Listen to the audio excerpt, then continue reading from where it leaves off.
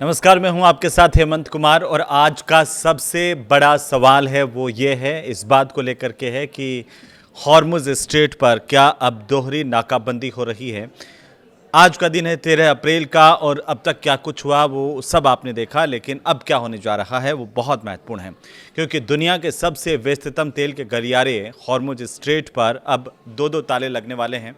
एक ईरान का ताला है और दूसरा है अमेरिका का। इसे आसान सीधे शब्दों में हम समझें कि किसी तरह ईरान की समुद्री माइंस से बचते बचाते अगर टोल देते हुए भी हॉर्मुज़ को कोई जहाज़ पार कर जाता है तो फिर उसके आगे क्या, क्योंकि अब 13 अप्रैल की शाम 7 बजे से अमेरिका की नेवी जो है वो रोकना शुरू कर देंगी, इस तरह की इंटरनेशनल मीडिया में खबरें हैं।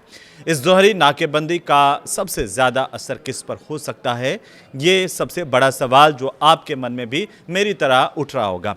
भारत, चीन, पाकिस्तान, रूस जैसे देशों पर क्या इसका असर पड़ेगा और आखिरकार कैसे हॉर्मुज़ की ये दोहरी मार या फिर दोहरी नाकेबंदी और इससे निपटने के लिए भारत जैसे देश क्या कर रहे हैं, ये भी महत्वपूर्ण सवाल है। आज की इस वीडियो में इसी को पूरी तरह से समझने की कोशिश करेंगे।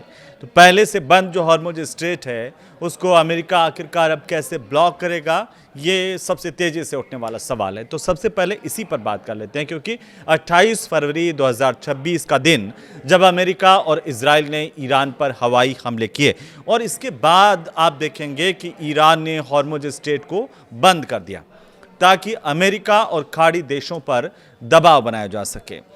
40 दिन का वक्त गुजरा, युद्ध के हालात रहे और इन सब के बाद हॉर्मुज़ खोलने की शर्त पर अमेरिका और ईरान में 2 सप्ताह का सीज फायर हुआ।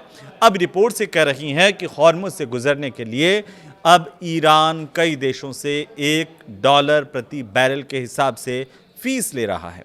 कई मामलों में ये टोल फीस $2 मिलियन यानी कि करीब 19 करोड़ रुपए तक पहुंच जा रही है। तो भारत, चीन, पाकिस्तान, रूस, इराक, मलेशिया, थाईलैंड, श्रीलंका और बांग्लादेश के जहाज़ों को हॉर्मुज़ से गुजरने के लिए कहा जा रहा है कि एक खास छूट भी मिली है। इस्लामाबाद में अमेरिका ईरान के बीच में चल रही शांति वार्ता खत्म हो गई और विफल होने के बाद अमेरिका के जो राष्ट्रपति हैं ट्रंप, उन्होंने ये कहा कि अमेरिकी नेवी स्ट्रेट ऑफ हॉर्मुज़ से गुजरने वाले जहाज़ों की नाकाबंदी शुरू करेगी। ये नाकाबंदी भारतीय समय अनुसार 13 अप्रैल यानी कि शाम को 7:30 बजे से शुरू होने वाली है।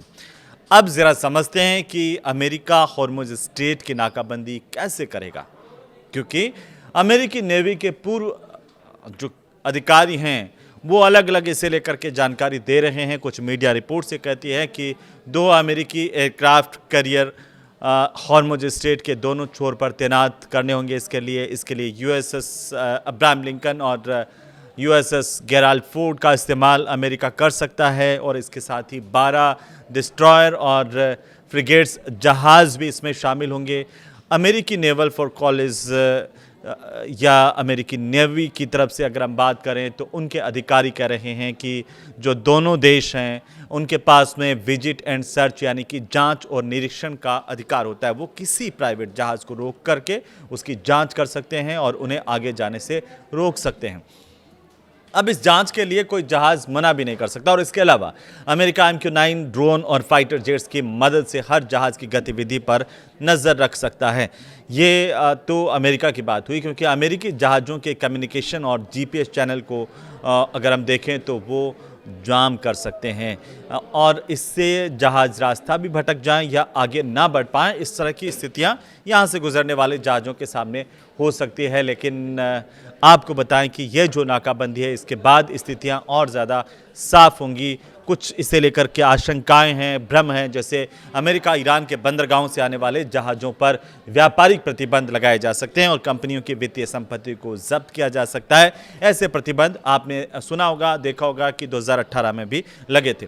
हॉर्मुज़ की नाकाबंदी करके अमेरिका, चीन, भारत, जापान समेत उन देशों पर एक तरह से दबाव डालना चाहता है और अपना प्रभुत्व कायम करना चाहता है जिनकी समुद्री रास्ते पर निर्भरता ज़्यादा है। इससे ईरान पर भी अमेरिका के साथ समझौता करने का दबाव बनेगा।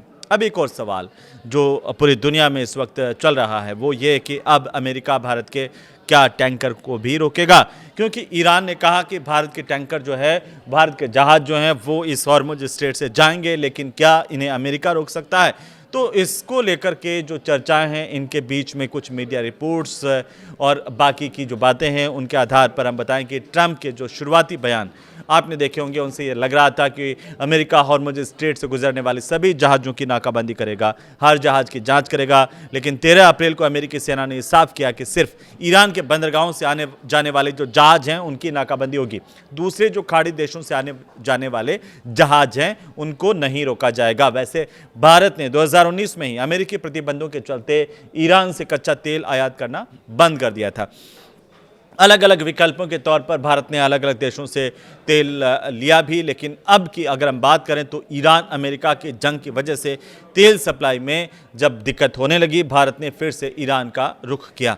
पेट्रोलियम मंत्रालय की तरफ से 4 अप्रैल का एक बयान है कि भारत की रिफाइनरी ईरान समेत मिडिल ईस्ट के दूसरे देशों से कच्चा तेल खरीद रही हैं। अब जो इंटरनेशनल मीडिया है उसकी तरफ से भी रिपोर्ट किया गया है कि ईरान से तेल के 2 टैंकर भारत आए हैं 13 अप्रैल के बाद, और इसमें से कुल 40 लाख बैरल कच्चा तेल है। अगर भारत ईरान से और तेल खरीदेगा तो अमेरिका इसे रोक सकता है, लेकिन अगर भारत मिडिल ईस्ट के दूसरे देशों से तेल खरीदता है तो अमेरिका की जो नाकाबंदी है उससे बच सकता है। इस क्षेत्र में भारत सबसे ज़्यादा जो तेल है वो सऊदी अरब से, यूएई और इराक से खरीदता है, जो जंग में अमेरिका के साथी हैं। अभी भारत के 15 जहाज हॉर्मुज स्ट्रेट में बताया जा रहा है कि फंसे हुए हैं। अगर इंटरनेशनल रिपोर्ट्स देखें तो कतर, कुवैत, सऊदी अरब, यूएई, इराक जैसे देशों से आने वाले जहाज अगर हॉर्मुज पार करने के लिए ईरान को टोल देंगे तो उन पर भी अमेरिका कार्रवाई करेगा। हालांकि अमेरिका के लिए यह पता लगाना काफ़ी मुश्किल होगा कि कौन से जहाज़ टैक्स दे रहे हैं, क्योंकि इनका भुगतान डॉलर में नहीं हो रहा। ईरान क्रिप्टो करेंसी या फिर युआन में टोल ले रहा है। इसके दस्तावेज जहाज़ के कैप्टन छिपा सकते हैं। विदेश मंत्रालय के प्रवक्ता रणधीर जायसवाल जो भारत की तरफ से, उन्होंने कहा कि 10 अप्रैल की प्रेस कॉन्फ्रेंस में कि टोल के जब उनसे पूछा गया टोल को लेकर सवाल, तो उनका जवाब यह था कि हम फ्री और सुरक्षित तरीके से हॉर्मुज से गुजरने के पक्ष में हैं। भारतीय नेवी ने हॉर्मुज से जहाज़ों की सुरक्षित आवाजाही के लिए ऑपरेशन ऊर्जा सुरक्षा पहले ही लॉन्च किया है, और इसके तहत मिडिल ईस्ट में भारतीय नेवी की 5 से ज़्यादा शिप तैनात हैं जो कमर्शियल जहाज़ों को एस्कॉर्ट कर रही हैं। ज़रूरत पड़ी तो उन्हें समुद्र में रास्ता दिखाने, दूसरे जहाज़ों से संपर्क करने में भी मदद कर रही है। अब आते हैं कि ईरान ने चीन, रूस, पाकिस्तान जैसे जिन देशों को छूट दी उसमें वो क्या करेंगे, क्योंकि जो इंटेलिजेंस रिपोर्ट्स हैं या फिर बाकी रिपोर्ट्स हैं उनके मुताबिक कम से कम 2 जहाज़ों ने हॉर्मुज से गुजरने के लिए ईरान को चीनी करेंसी युआन में टोल दिया है। ईरान की आईआरजीसी की तरफ से हॉर्मुज स्ट्रेट पर टोल बूथ सिस्टम लागू किया गया है। इसके तहत यहां से गुजरने वाले जहाज आईआरजीसी को अपने पूरे दस्तावेज देते हैं, फिर आईआरजीसी क्लियरेंस कोड देती है। इसके बाद आईआरजीसी एस्कॉर्ट एक तय कॉरिडोर से उन्हें बाहर निकालती है। हालांकि अभी तक ईरान ने भारत, चीन, रूस, पाकिस्तान, मलेशिया, इराक, थाईलैंड या तुर्की, बांग्लादेश जैसे मित्र या सहयोगी देशों के जहाज़ों को हॉर्मुज से गुजरने की अनुमति दी है। लेकिन अब अमेरिकी नाकाबंदी से इनकी आवाजाही पर असर पड़ सकता है, खलल पड़ सकता है, और सबसे ज़्यादा असर पड़ सकता है चीन पर, क्योंकि चीन ईरान का 90% तेल खरीदता है। ईरान से रोज़ाना 15 से 16 लाख बैरल तेल चीन जाता है, जो चीन के तेल आयात का करीब 15% है। अमेरिकी नाकाबंदी को लेकर के जो चीनी विदेश मंत्रालय है उसकी तरफ से ये बताया गया है कि संकट की जड़ में युद्ध है, दोनों पक्षों को शांति और संयम से मामला सुलझा लेना चाहिए। अगर चीनी जहाज़ों को अमेरिका ने रोका तो वो सीधे तौर पर जंग में शामिल हो सकता है। ये चीन की चेतावनी है, लेकिन इसकी आशंका अभी थोड़ी कम ही दिख रही है, क्योंकि चीन या तो ईरान पर समझौते के लिए दबाव डालेगा या फिर ताइवान और दक्षिणी चीन सागर में सैन्य दबदबा अपना बढ़ाएगा, इससे अमेरिका पर दबाव बन पाए। रूस या फिर सऊदी अरब से भी तेल कारोबार बढ़ा सकता है। इसके अलावा चीन अमेरिका से होने वाले रेयर अर्थ मिनरल्स का कारोबार रोक सकता है। दुनिया के 2/3 रेयर अर्थ मिनरल्स का जो कारोबार करने वाले चीन से अमेरिका ज़रूरत का 70% मिनरल खरीदता है, जिनका इस्तेमाल डिफेंस में या फिर इलेक्ट्रॉनिक्स में होता है। हालांकि ट्रंप ने एक ऑफर दिया। ऑफर क्या है कि चीन अपने जहाज अमेरिका और वेनेजुएला भेज सकता है और तेल खरीद सकता है। चीन से हथियार ईरान को मिल सकते हैं, और मदद मिलने की रिपोर्ट पर ट्रंप ने यह धमकी दी कि अगर यह सच हुआ तो चीन को 50% टैरिफ झेलना पड़ेगा। अब रही बात रूस की, तो उसे इस नाकाबंदी से कोई खास और सीधा असर होने की संभावनाएं नहीं है। हालांकि तेल की जो कीमतें बढ़ रही है उसे मुनाफा हो सकता है रूस को। पाकिस्तान ने हाल ही में ईरान से 20 जहाज़ों को हॉर्मुज़ से निकालने की मंजूरी ली थी।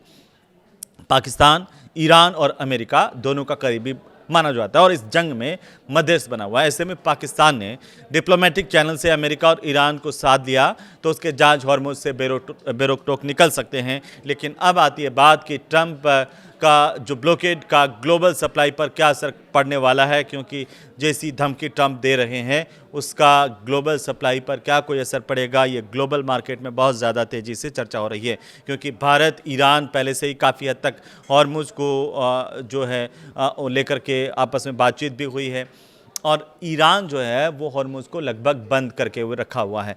अमेरिकी नाकाबंदी अब अगर होती है तो यहाँ पर ग्लोबल सप्लाई पर थोड़ा और असर पड़ेगा, लेकिन तेल की कीमतों में उछाल भी हो सकता है। अमेरिकी नाकाबंदी की जैसे ही खबर आई है, जो ब्रेंट क्रूड है वो 8.6% उसमें उछाल आया, $103 प्रति बैरल हो गया, जबकि यूरोपीय गैस फ्यूचर्स 18% तक बढ़े हैं।